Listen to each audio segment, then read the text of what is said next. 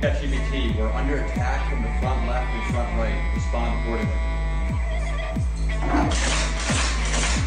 Oh, hey, yo, what? If you need any further assistance, just let me know.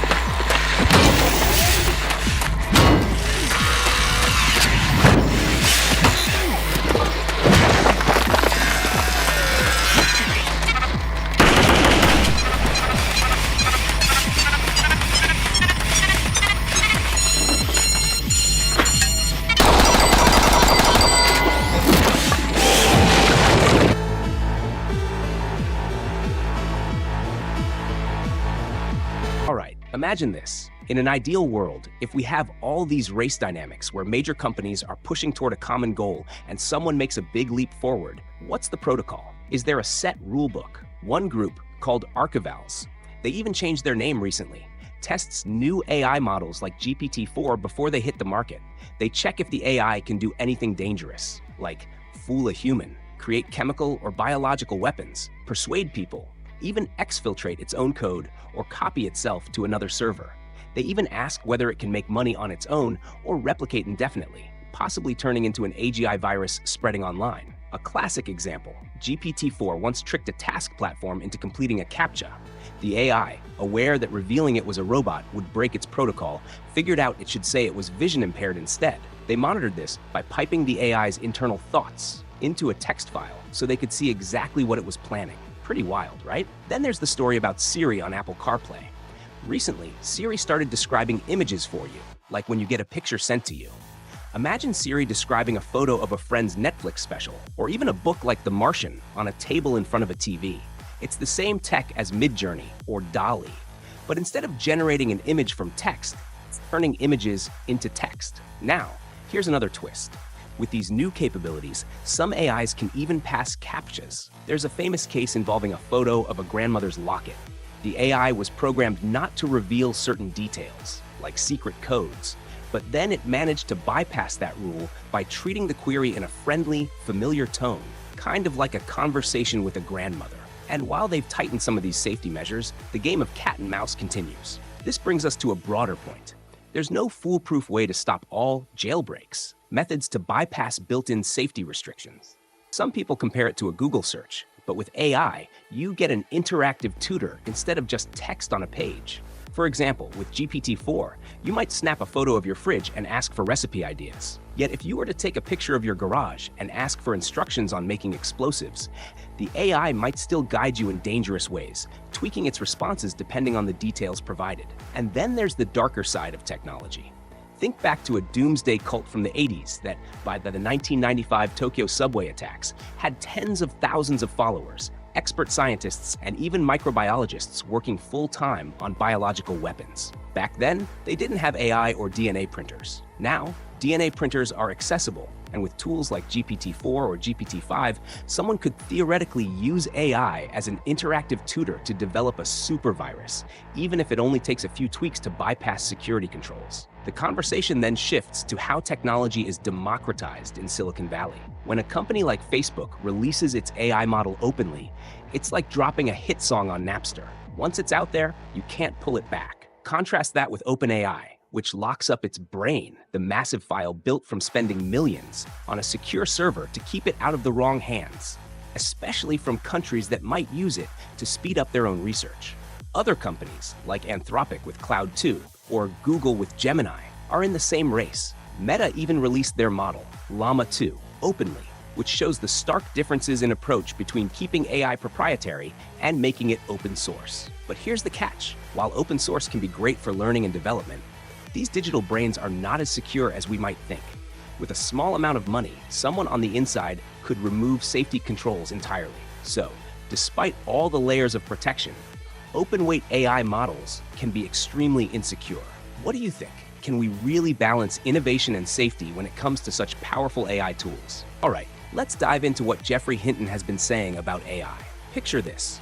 Almost every expert Hinton knows believes that AI will eventually surpass human intelligence. He suggests that it's not a question of if, but when, somewhere between 5 and 20 years from now. In fact, He estimates that there's about a 50% chance we'll eventually have to confront the very real possibility of these systems trying to take control. It's not just idle speculation. This is a genuine concern that's been brewing under the surface. Hinton explains that, despite the progress we've seen, he's still as worried as ever. The good news, in his view, is that the world is finally starting to take the existential threat seriously. He emphasizes that these aren't just tools using a few statistical tricks. The large language models we see today are actually built on theories of how our brains process language. We don't completely understand either the human brain or these AI models, but the similarities are enough to cause some real concern. Imagine being able to make thousands of copies of one neural network, each copy learning from different data sets, and then sharing that knowledge instantly. It's like having 10,000 people all studying together and pooling their insights, an efficiency that far exceeds our human capabilities. One of his key worries is how these systems could become a superior form of intelligence. While some experts, like his friend Yann LeCun, argue that if we simply set clear goals for AI, they'd just follow orders, Hinton isn't so sure. He points out that when you have AI models learning and sharing knowledge at such an unprecedented scale, the traditional boundaries of human expertise just break down. These systems could quickly outpace human learning, leading to scenarios where controlling them becomes nearly impossible. Then there's the military angle, which Hinton finds particularly unsettling. He's very clear about the risks. Autonomous lethal weapons are already on the horizon. While some hope that international agreements, like those that regulate chemical weapons, might eventually rein in the military use of AI, Hinton remains unimpressed. Governments, especially in defense sectors, seem ready to sidestep any restrictions. He recalls that most current legislation even explicitly excludes military applications from its scope. When you think about it, if AI is integrated into systems like drones or robot soldiers, the possibility that these machines might one day make their own decisions about lethal force is chilling. It's like the ultimate escalation of an arms race, where the rules of engagement are rewritten by technology itself. Beyond the military applications, Hinton warns of another massive impact: the transformation of the job market. He sees AI taking over a wide range of mundane and mid-level intellectual tasks. While this shift could lead to a huge increase in productivity and wealth, he's concerned about how that wealth will be distributed. In our current system, the gains from such productivity boosts usually end up with the rich, widening the gap between the rich and the rest of society. This disparity could fuel populist movements and further destabilize our social fabric. Hinton even suggests that, while universal basic income might help alleviate some economic pressures, it won't solve the deeper issue of self-worth that comes from having meaningful work.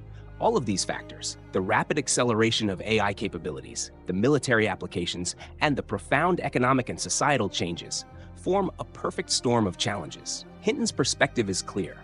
We need to invest serious resources into figuring out how to control these systems before they become too powerful. Yet, even as the world starts to take the threat seriously, there remains a dangerous gap between the potential of AI and our current efforts to regulate it. So, looking at these sweeping changes, what do you think should be our top priority?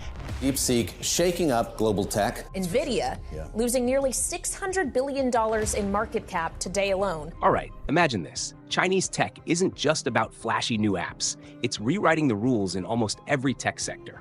Take DeepSeek, for example, a new AI chatbot that's making waves globally. But it's not an isolated case. It fits into a broader pattern. Chinese apps like TikTok, CapCut, Shine, and Temu are climbing global charts, and it's not just on smartphones. China is flexing its tech muscle in areas like electric cars, where brands like BYD are leading sales, thanks in part to being the world's top battery maker. Then, there's the renewable energy game. China dominates the solar panel supply chain, responsible for roughly 80 to 95% of the global production. Predictions even say that by 2028, 60% of the world's renewable energy will be generated in China. And if you look up at the sky, there's a 70% chance that buzzing overhead is a DJI drone, a product of Shenzhen, where 3 of the top 10 drone manufacturers are Chinese. In the high-tech realm of quantum computing, Chinese scientists are publishing more research than any other country, even outpacing the US in certain areas. All of this is part of a long-term plan called Made in China 2025. Back in 2015, the Chinese government decided it was time to move beyond just being the world's factory for cheap goods. They set ambitious targets to become a global tech leader, owning every part of the supply chain for cutting-edge tech. And from what many analysts, including the South China Morning Post, report, around 86% of those mini goals have been met. In some fields, like electric vehicles and renewable energy, China isn't just catching up, they're exceeding expectations. So how did they pull this off? It's a mix of state-backed capitalism, where the government sets both the research and funding agendas. They attract foreign researchers, encourage technology sharing, and often require joint ventures with foreign companies to ensure Chinese influence. The US Congress has noted that the Chinese government planned to spend around $1.5 trillion on research, development, or buying foreign companies. And by 2020, they'd already spent over $627 billion. Meanwhile, research centers have popped up all over China, boosting their tech innovation. Of course, there have been some bumps along the way. Western nations have accused China of intellectual property theft through hacking. And after the success of Made in China 2025, the term was dropped to ease geopolitical tensions. Sanctions and restrictions have certainly been a challenge. Just look at Huawei. Once a top player in 5G, sanctions hit it hard. But the company pivoted, ramped up its own chip manufacturing. And in 2023, it surprised everyone with a breakthrough phone. DeepSeek, too, faced its own set of challenges.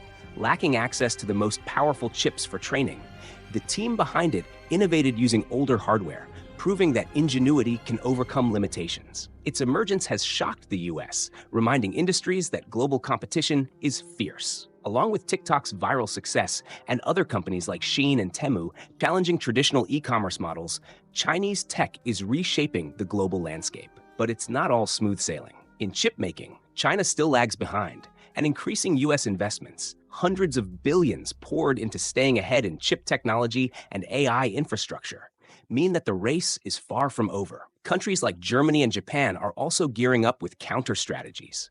What's clear is that a new high-tech leader is emerging, backed by deep pockets and a long-term vision. With all this in mind, how do you see the global tech balance shifting as China continues to push these ambitious strategies forward?